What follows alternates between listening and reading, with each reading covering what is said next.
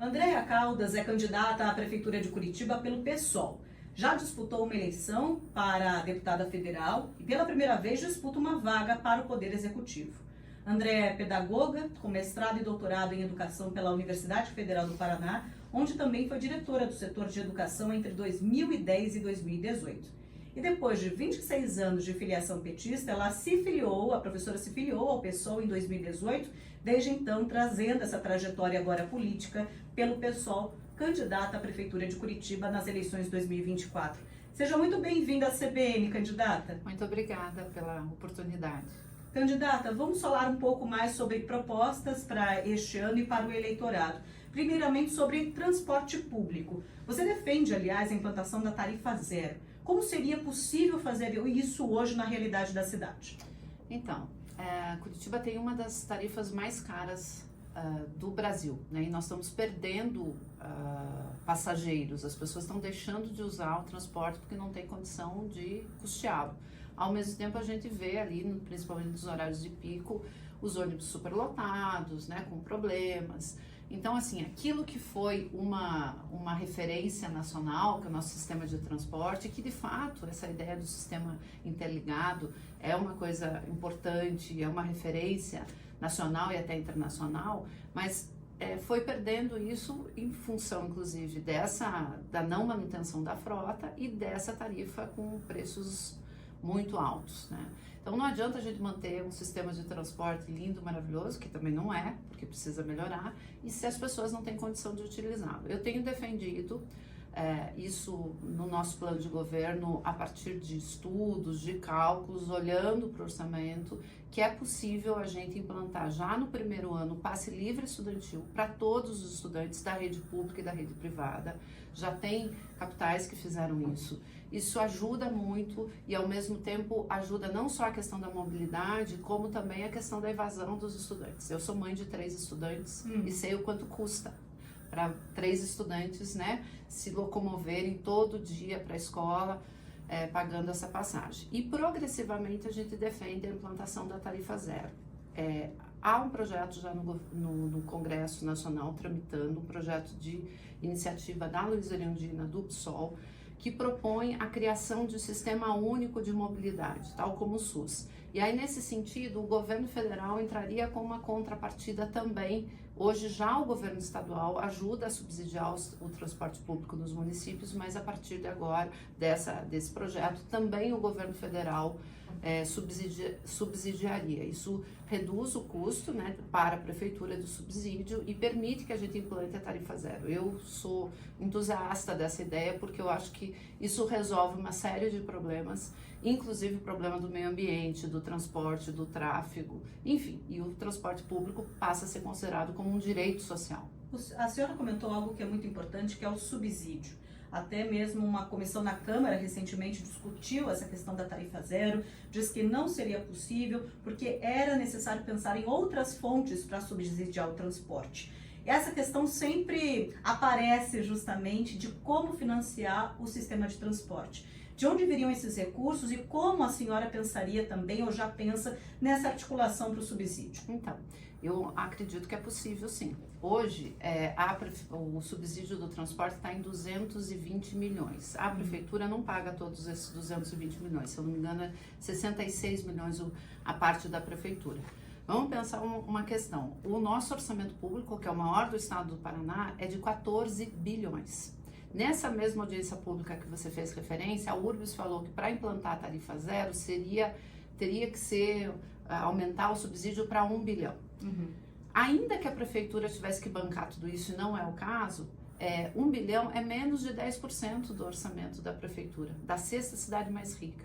Hoje, várias pesquisas têm demonstrado que as famílias estão despendendo de 15% a 20% do seu orçamento para custear o transporte público. Então, se as famílias podem, por que a prefeitura não pode? Mas, de toda forma, não seria só a prefeitura que subsidiaria, porque teria essa contrapartida do governo federal, do governo estadual, e nesse projeto que está tramitando o Congresso Nacional, fala-se em outras taxas. Por exemplo, o Vale Transporte que hoje os empresários pagam para os seus trabalhadores, que está na lei, ele seria, não haveria mais necessidade de ser pago, então ele seria uma das fontes para esse financiamento. A outra questão são as taxas de uso de carro. Aqui em Curitiba nós já temos uma taxa sobre o uso de veículos, que é o STAR, que é um estacionamento regulamentado pela prefeitura. Então isso também é uma verba que poderia ser compor a fonte de financiamento. Eu ia falar também das multas, dos radares, mas a gente quer que diminua a captação de multas com radares, porque a gente quer que as pessoas, né, cometam menos infrações. Mas sim, todos esses são recursos que podem compor esse subsídio para a progressiva implantação da tarifa zero. Nós estamos conversando com a candidata Andréa Caldas, do PSOL, uma das candidatas à Prefeitura de Curitiba nas eleições municipais de 2024. Falamos de transporte, uma outra área muito importante, inclusive a senhora coloca a assistência social como prioridade no seu plano de governo. Mas gostaríamos que a senhora explicasse um pouco mais sobre o que é, que tipo de assistência social é essa e o que você mudaria na cidade em relação a hoje. Então, assistência social, a gente tem, quando pensa assistência social, a gente pensa a fase, pensa muito hoje a situação da população em situação de rua, que aumentou bastante, né, nos últimos tempos, mas o trabalho da assistência social vai além disso, né? Ela atende todas as pessoas em situação de vulnerabilidade. Hoje a FAS está muito sobrecarregada, porque as secretarias, ela incorporou pautas que eram antes atendidas por outras secretarias, como trabalho, direitos humanos, mulheres. Então nós temos uma fundação, né, porque não é uma secretaria, sobrecarregada, faz quase 10 anos que não tem concursos para essas áreas, e esses funcionários, né, da FAS estão absolutamente sobrecarregados. Então a nossa primeira proposta é, primeiro, transformar, criar a Secretaria de Assistência Social com dotação orçamentária, fazer concursos, especialmente no nível superior, que é onde está faltando mais profissionais, para os vários profissionais que precisam atuar nessa área, assistentes sociais, psicólogos, né, uma série de funções ali. E criar também, né, desmembrar essas funções dentro da Secretaria de Assistência Social. Eu entendo que a Secretaria de Assistência Social ela tem um papel intersetorial de se comunicar com as outras secretarias, mas ela não pode incorporar tudo para si.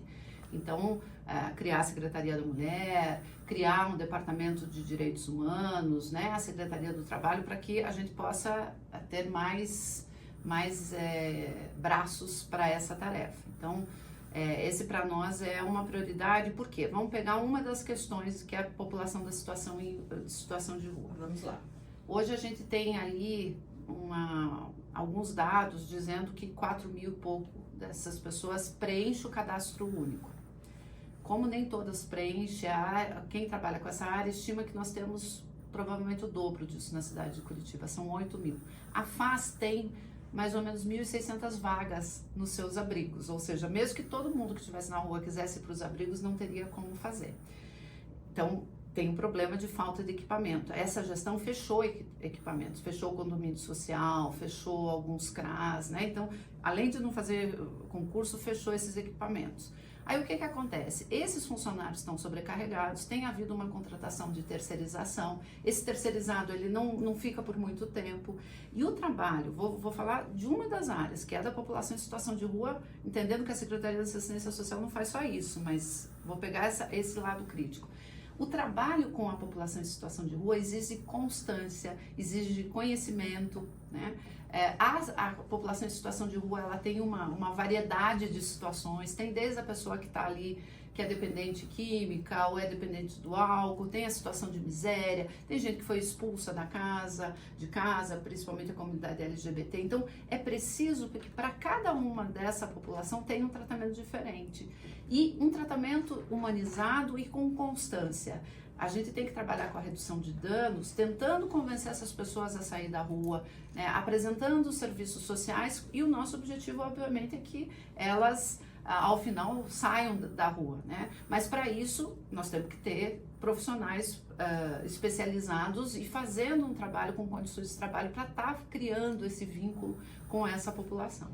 A senhora comentou sobre concurso público, e aí é um gancho para a gente falar dessa estrutura, vamos dizer assim, da máquina pública, da parte administrativa e da quantidade de funcionários. Essa questão de gasto com o pessoal sempre também foi muito comentada e é muito crítica, além de ser muito acompanhada por questão até de lei de responsabilidade fiscal. Como colocar então mais concursos, como contratar mais para a administração municipal? Como é que a senhora também avalia esse cenário? Então, a Prefeitura de Curitiba não tá batendo no teto da Lei de Responsabilidade Fiscal, ela está bem abaixo do que se chama, dos limites ali, ou seria, teria espaço para fazer mais contratações de pessoal. Por que a gente defende o concurso público? Eu sou, inclusive, uma pessoa que é concursada, porque nós entendemos que o concurso público é que mantém essa constância, é que mantém o investimento na profissão. Há determinadas áreas que o gasto, basicamente, é pessoal. Então, assistência social, educação, saúde, você pode comprar os melhores equipamentos do mundo. Se não tiver ali o servidor capacitado, você não vai ter um bom atendimento. Então, para nós, isso é prioridade. A gente entende que isso cabe no orçamento. Cabe, inclusive, uma discussão que eu acho que os prefeitos e prefeitas devem representar politicamente. Eu mesmo sou uma crítica da lei, desses limites da lei de responsabilidade fiscal seriam os mesmos para todas as áreas. Eu acho, por exemplo, a educação e saúde tem que trabalhar com outro limite que é diferente para outras áreas que você pode ter menos pessoal. Mas no caso de educação, saúde e assistência, 80% do gasto é com o pessoal mesmo. O equipamento ali é o menor gasto. Então, nós estamos fazendo uma proposta entendendo que há espaço no orçamento, mas também defendendo que para a gente ter um atendimento de qualidade para a população, a gente precisa de um servidor público qualificado, bem remunerado, feliz com suas condições de trabalho. Uma área que vira e mexe aparece nesse sentido é a educação, e a senhora vem dessa área da educação. Então, quais são as suas propostas para essa área, caso a senhora seja eleita aqui para Curitiba? Eu comecei, hoje eu estou na universidade, trabalho com formação de professores, mas eu comecei minha carreira exatamente na Rede Municipal de Educação de Curitiba e acompanho, né, a rede. Nós temos profissionais muito qualificados na rede municipal, eu acompanho colegas, ex-alunos. As escolas são muito boas, as escolas da rede, mas, de novo, estão sobrecarregadas. Então eu falo assim, os problemas eles não são de difícil solução. Se a gente dissesse, olha, a gente tem aqui um problema que a maioria dos profissionais da educação não tem formação. Não, eles têm formação, têm pelo menos graduação, tem muitos com mestrado e doutorado, né? Mas essa formação precisa vir acompanhado de novo das condições de trabalho. Eles estão sobrecarregados. Também está faltando profissionais da educação, então eles estão com classes superlotadas. E veja, quando eu entrei lá em 88, eu saí da rede privada, fui para a prefeitura, né, ganhando o dobro do que. Então era um concurso muito atrativo. Isso para nós é uma questão que nós na área de políticas educacionais defendemos. Atratividade de carreira é salário e é uma carreira, é uma progressão. Os profissionais da educação ficaram 10 anos com congelamento de salários agora feitos pela gestão Greca Pimentel. Então ficaram 10 anos sem crescer na carreira. E isso desestimula que você faça os cursos, investimento. Nós estamos perdendo muitos desses profissionais para municípios aqui da região metropolitana que pagam melhor ou têm carreiras mais atrativas. Então tem que melhorar salário, carreira, dar condições de trabalho. Esse professor tem que ter um tempo para planejamento, para acompanhamento. Hoje a escola incorpora demandas que, por exemplo, quando eu comecei lá em 88, não existiam. É a demanda da inclusão que a gente defende, é a demanda, inclusive, do atendimento, desse olhar mais social para essas crianças. O professor tem que ter uma formação pedagógica, mas a gente sabe que o professor hoje atende, né, a criança no todo ali e precisa também ter um apoio das políticas intersetoriais, assistentes sociais, psicólogos.